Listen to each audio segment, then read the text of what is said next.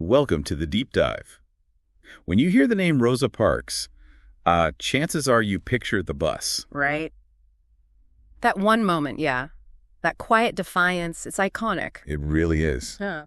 But what about everything that came before that? I mean, what shaped the person who could actually take that stand? Exactly. Where did that incredible strength, that conviction truly come from? It's easy to focus just on December 1st, 1955, isn't it? It is, but, if we really want to understand Rosa Parks, we have to go further back, much further. To her childhood. Yeah, the roots of her resistance, her courage, they were planted way earlier in her family, her upbringing, the whole atmosphere of growing up in the segregated South. Okay, and that's exactly what we're diving into today. We've got some fascinating source material here. Specifically, excerpts from Rosa Parks, A Childhood Forged in Resistance. Right, and this book, it really gives us a deep look, doesn't it, into those foundational experiences, the bedrock, sort of. Well, think of it like this.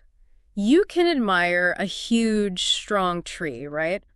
But understanding the soil it grew in, the storms it weathered when it was just a sapling, that tells you so much more about its resilience. That's a great analogy. Okay, so let's unpack this source material together. Let's see what nuggets we can find about how this quiet revolutionary was made. And as we go through this, you, the listener, should maybe think about how these kinds of early experiences might forge someone's inner strength. Good point. So where does the source start us off? Right at the beginning. Yeah. Rosa Louise Macaulay, born February 4th, 1913, in Tuskegee, Alabama. And the timing, as you said, is just crucial here, 1913. Oh, absolutely. She was born deep, deep into the Jim Crow era. This was after Plessy versus Ferguson. Yeah, about 17 years after.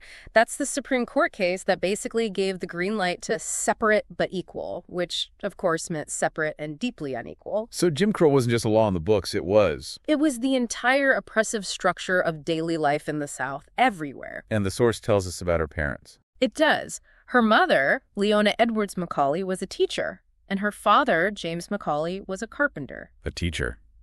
That seems significant, given the time and place. Hugely significant. The material really highlights Leona's passion for education. I mean, for her, teaching and learning were powerful acts, especially in a world designed to deny Black people that very knowledge and opportunity. And her father, James. Yeah. Carpenter. Yeah, skilled craftsman. But, the system put severe limits on where and how he could even use those skills. Opportunities were scarce. And sadly, the source mentions he left the family. That's right, when Rosa was still quite young.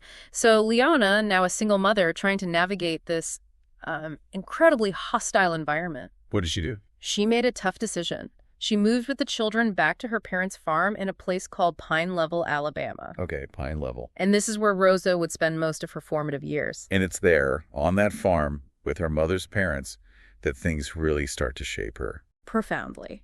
Her maternal grandparents, Rose and Sylvester Edwards, they become central figures in her young life. And the source stresses something really critical about them. Yes. Rose and Sylvester were survivors of slavery. Their history wasn't something they read in a book. It was their lived reality. Wow.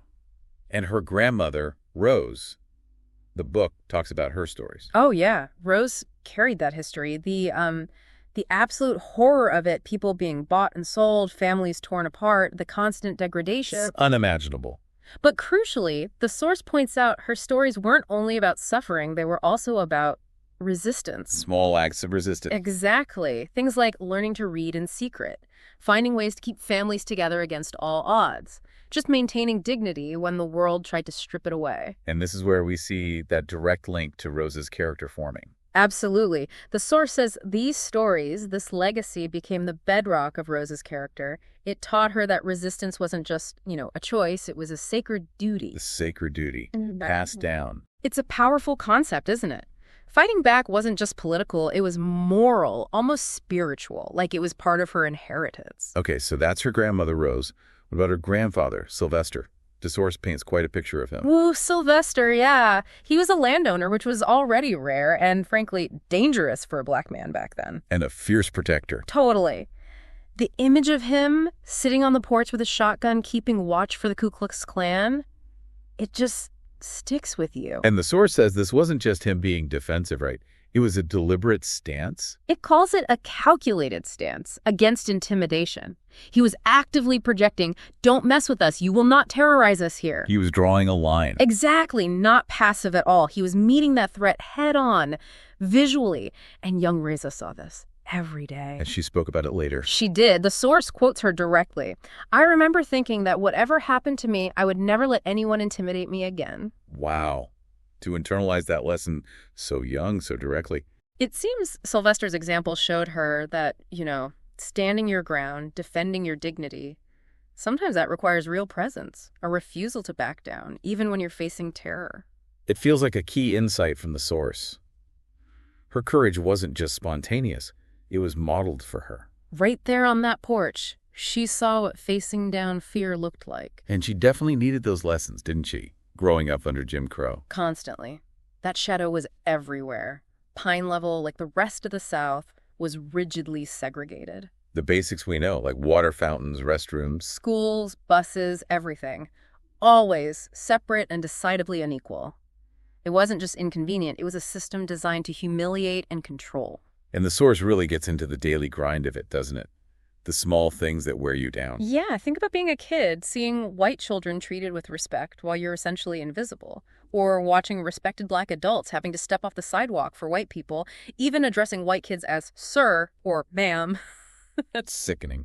And these weren't just occasional things. This was the everyday reality, designed to hammer home this idea of inferiority. And hanging over all of that was the KKK. The constant threat, a tool of pure terror. The sound of horses at night, torches, the hushed conversations in the community about who the Klan had targeted, who'd been hurt or killed. The source is clear. They were a very real and present danger. Not some abstract bogeyman, a constant looming threat of violence enforcing that racial order. And the book shares this specific, incredibly intense memory Rosa had from when she was just 6. Yeah, witnessing a Klan march. In broad daylight. Broad daylight. Wow. She was on the porch again with her grandfather, Sylvester, Mhm. and there must have been fear, obviously.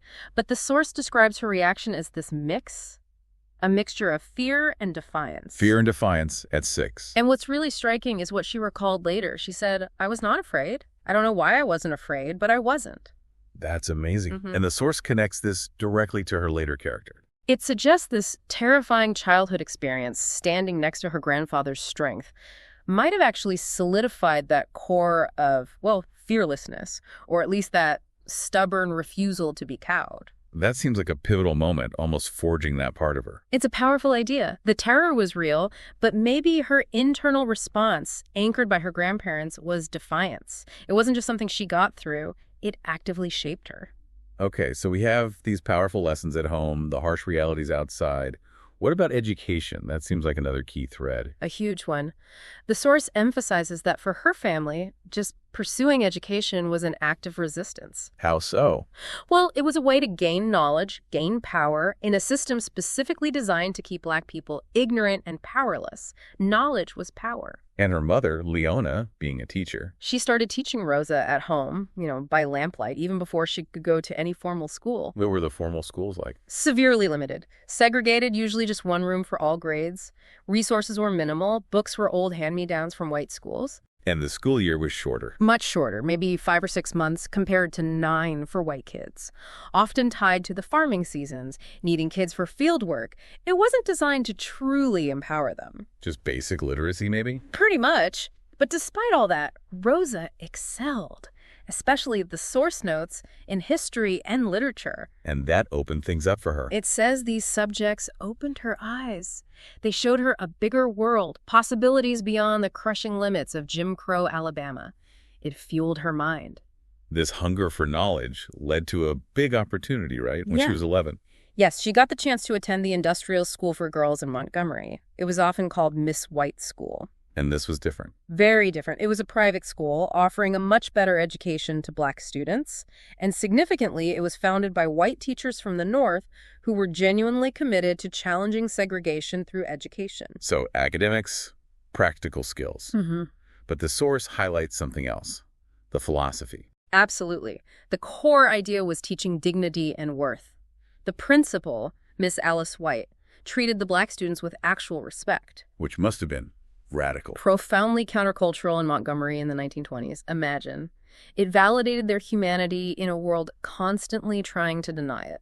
You can just imagine how transformative that environment must have felt. It really must have. It gave her a glimpse of an alternative reality, reinforcing those lessons of dignity from her family.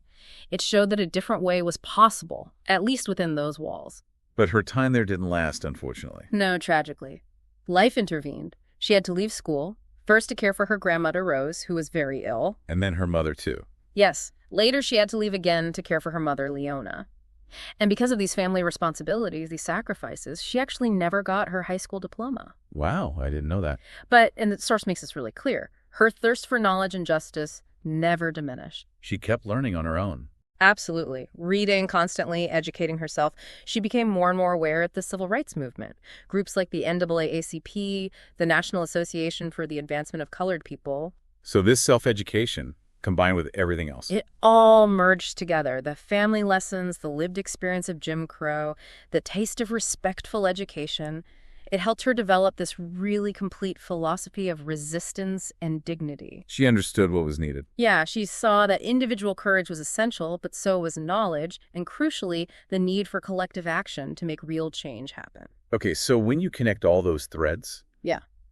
the history from her grandparents, the daily grind of Jim Crow, Sylvester's defiance on the porch, the fight for education, her own developing fearlessness. You see how these formative years weren't just things that happened to her. They actively forged her character, they shaped her understanding of injustice, and importantly, her own potential role in challenging it. So the person who sat on that bus in 1955, she wasn't just someone who suddenly found courage that one day. Not at all. This deep dive really shows us her courage, her conviction had incredibly deep roots, forged step by step. Lessons, experiences, quiet resistance, long before that famous moment. The act on the bus was maybe the culmination. The outward expression, perhaps, of a lifetime of internal preparation, built on that family foundation and strengthened by navigating that incredibly difficult world. It makes you think differently about that iconic image. Okay, so considering everything we've discussed about Rosa Parks' upbringing, those stories of slavery and resistance, the constant threat of the Klan, the family sacrifices, the fight for education, what does it suggest about courage itself? Is it just something you're born with, an inherent trait? Or is it something else? Or is it something forged by the world around us, shaped by experiences, by lessons learned step by step, long before the moment it's actually called upon? That's definitely a question worth pondering as we think about her life. Thank you for joining us on this deep dive.